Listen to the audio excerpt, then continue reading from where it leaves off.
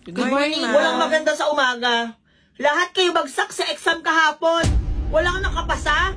Simpleng instruction, di makasunod dahil pa kayo ng grade 1. Sige, panindigan nyo kayo ang worst section. Panindigan nyo na lang. Kainis, be. Bagsak na naman tayo. Kaya nga, be. Nakakainis. Tara, milk tea tayo, be. Aga-aga milk tea, be. Tsaka nagtitipid ako ngayon. Labi, ngayon nga lang ako nag-aya, be. Minsan lang to, be. Tara na. Sige na nga. Pero ngayon na lang to, be. Alas na to. Kasi nagtitipid talaga ako, swear. Be, ice coffee tayo, be. May bago nagtitinda ng ice coffee. Dun, no, try natin. Ice coffee, be? Be, kakamilk tea lang talaga natin, be. Tsaka ang kulit mo. Nagtitipid nga ako. Te, hindi may kakahirap yung kape, be. Tsaka minsan lang, be. Tatry lang naman natin yung tinda nila, eh. Ito talaga, mga padali talaga nito, eh. Sige na nga. Pero last na yan, Bi, ha? Ayoko na talaga gumastos. Nagtitipid na ako. Bi, mang inasal, Bi, oh. Nagugutom ako. Tara, kain tayo dito, Bi. Diyan talaga, Bi. Nagtitipid nga ako. Ang kulit mo talaga, Bi. Ano ka ba? Mura lang dito sa mang inasal, Bi. Start at 75 pesos lang. May sold sarap savers ka na. Pwede ka na mag 2-piece barbecue, or palabok, or pork sisig.